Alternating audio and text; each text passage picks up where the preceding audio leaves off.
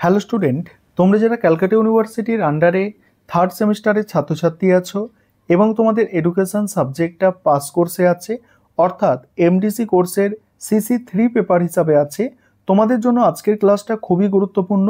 আজকের ক্লাসে তোমাদের একটি গুরুত্বপূর্ণ 10 নম্বরের প্রশ্নের উত্তর নিয়ে আলোচনা করব। এই প্রথম প্রশ্নের উত্তরটা আমি আগের ক্লাসে আলোচনা করেছি। আজকের ক্লাসে তোমাদের দ্বিতীয় প্রশ্নের উত্তরটা নিয়ে আলোচনা করব। এটা মোস্ট ইম্পর্টেন্ট একটা প্রশ্নটা হচ্ছে শিক্ষামূলক নির্দেশনার সংজ্ঞা দাও, শিক্ষার বিভিন্ন পর্যায়ে শিক্ষামূলক নির্দেশনার কার্যাবলী আলোচনা করো। অ্যান্সারটা তোমরা বুঝে নাও।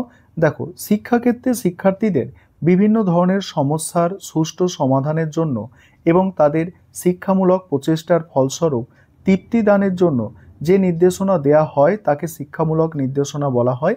আর বিভিন্ন শিক্ষাবিদ শিক্ষামূলক নির্দেশনার বিভিন্ন সংজ্ঞা দিয়েছেন।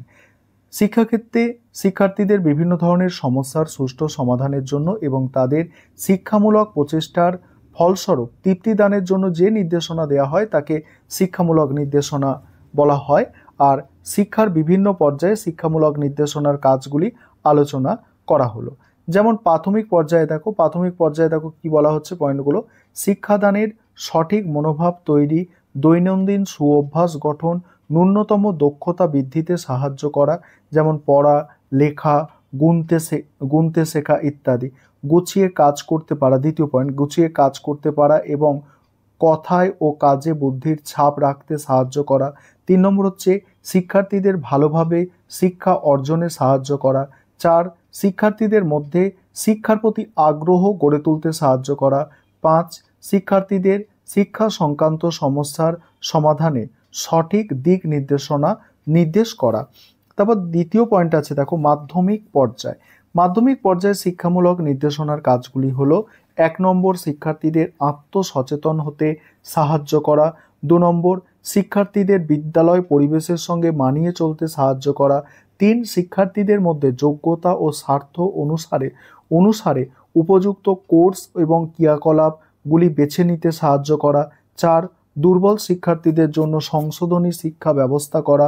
5, শিক্ষার্থীদের বয়ঃসন্ধিকালে বিভিন্ন রকম সমস্যার সমাধানে সাহায্য করা। এবারে উচ্চ মাধ্যমিক পর্যায়ে এই পয়েন্টটা আলোচনা করব। তার আগে একটা বিষয় বলে নিই, তোমাদের জন্য এই সাবজেক্টের স্টাডি মেটেরিয়াল তৈরি করা হয়েছে। তোমরা যদি কেউ স্টাডি মেটেরিয়াল পারচেস করতে ইচ্ছুক থাকো, নিচে দেওয়া নম্বরে যোগাযোগ করে স্টাডি মেটেরিয়াল পারচেস করতে পারো। উচ্চ মাধ্যমিক পর্যায়ে কি বলা হচ্ছে দেখো, শিক্ষার্থীদের পড়াশোনার নানা রেফারেন্স বইয়ের ব্যবহার করতে শেখানো। তারপরে কি বলা হচ্ছে দেখো, শিক্ষার্থীদের লাইব্রেরির উপযুক্ত ব্যবহার শেখানো, যাতে নানা ধরনের বিষয় পড়ার ব্যাপারে তাদের আগ্রহ জাগে, মনের প্রসারতা বৃদ্ধি পায়।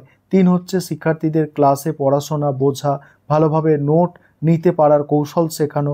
4 হচ্ছে শিক্ষার্থীদের উচ্চশিক্ষার প্রস্তুতিতে সাহায্য করা। 5, শিক্ষার্থীদের ভবিষ্যৎ কর্মক্ষেত্রে প্রবেশের জন্য প্রয়োজনীয় দক্ষতা অর্জনে সাহায্য করা। তারপরে আরেকটা প্রশ্নের উত্তর আজকে আলোচনা করে দিচ্ছি। দেখো, যে পরামর্শ দানের সংজ্ঞা এবং পরামর্শ দানের পরিধি সংক্ষেপে আলোচনা করো। এই প্রশ্নটাও তোমাদের জন্য মোস্ট ইম্পর্টেন্ট একটা প্রশ্নের উত্তরটা দেখে নাও। পরামর্শদান ব্যাপারটি অতি প্রাচীন, আমাদের দৈনন্দিন জীবনের বিভিন্ন স্তরে সবসময় পরামর্শদান চলছে। পরামর্শদান হলো একটি সাহায্য দানের প্রক্রিয়া। সম্পূর্ণ বন্ধুত্বপূর্ণ পরিবেশে এক অভিজ্ঞ ব্যক্তি অপর অনভিজ্ঞ ব্যক্তিকে তার সমস্যা সমাধানে সাহায্য করা হলো পরামর্শদান।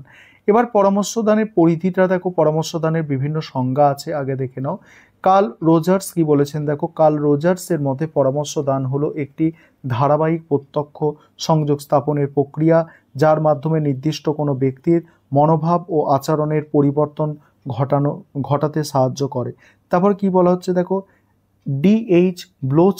ডিএইচ ব্লোচারের মতে পরামর্শ দান হলো ব্যক্তিকে তার নিজের সম্পর্কে এবং তার পরিবেশের সাথে যে আচরণগত প্রতিক্রিয়া করছে তার উপায় সম্পর্কে সচেতন হতে সাহায্য করা। তারপরে পয়েন্ট দেখো, ওয়েবস্টার কি বলছেন, ওয়েবস্টার পরামর্শ দানের সংজ্ঞা দিতে গিয়ে বলেছেন পরামর্শ দান হলো পারস্পরিক পরামর্শ, মতামতের বিনিময় এবং পারস্পরিক বিচার বিবেচনা। 3 জনের সংজ্ঞা দিলেই যথেষ্ট। পিটারসনটাও তোমরা লিখতে পারো।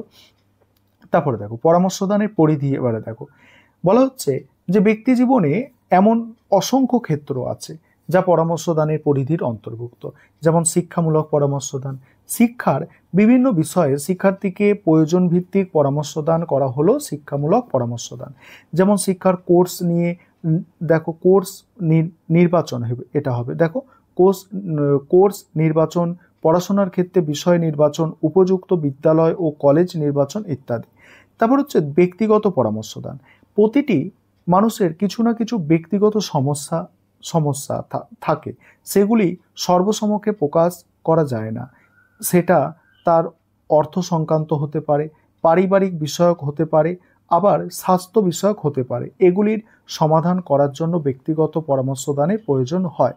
তারপর দেখো পারিবারিক পরামর্শদান। পারিবারিক পরামর্শদানের মূল উদ্দেশ্য হলো পরিবারের বিভিন্ন সদস্যদের সঙ্গে সুসম্পর্ক স্থাপনের মাধ্যমে পারিবারিক জীবনকে উপভোগ করার জন্য প্রয়োজনীয় সাহায্য করা। এই ধরনের পরামর্শদান প্রক্রিয়া এককভাবে বা যৌথভাবে পরিচালিত হতে পারে। তারপরে হচ্ছে দেখো পেশাগত পরামর্শদান। ব্যক্তির নিজস্ব রুচি, পছন্দ ইত্যাদি অনুযায়ী সঠিক পেশা নির্বাচিত না হলে তার পেশাগত সাফল্য লাভের সম্ভাবনা ক্ষীণ। তাই ব্যক্তিকে তার আগ্রহ, ক্ষমতা ও চাহিদা অনুযায়ী পেশা নির্বাচন করতে সহায়তা করাই হলো পেশাগত পরামর্শদানের মূল উদ্দেশ্য।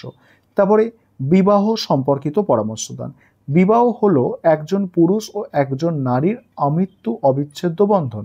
এই বন্ধনকে দৃঢ় করার জন্য একে অপরের প্রতি গভীর আস্থা ও বিশ্বাস থাকা প্রয়োজন। কিন্তু বর্তমানে বিবাহ বিচ্ছেদ যেভাবে বেড়ে চলেছে তাতে বিবাহ সম্পর্কিত পরামর্শদানের ভীষণভাবে প্রয়োজন হয়ে পড়ছে। তারপর কি বলা হচ্ছে দেখো নেশা মুক্তির জন্য পরামর্শদান। কোনো ব্যক্তি যদি অতিরিক্ত মাত্রায় মদ, সিগারেট, ড্রাগস বা কোনো ঔষধের প্রতি আসক্তি থাকে তাহলে ওই পরামর্শদানকারী প্রথম সমস্যাটি চিহ্নিত করবেন, আসক্তির মাত্রা নির্ণয় করবেন, তারপর রোগের প্রকৃতি ও সমস্যা অনুযায়ী উপযুক্ত চিকিৎসার ব্যবস্থা করবেন।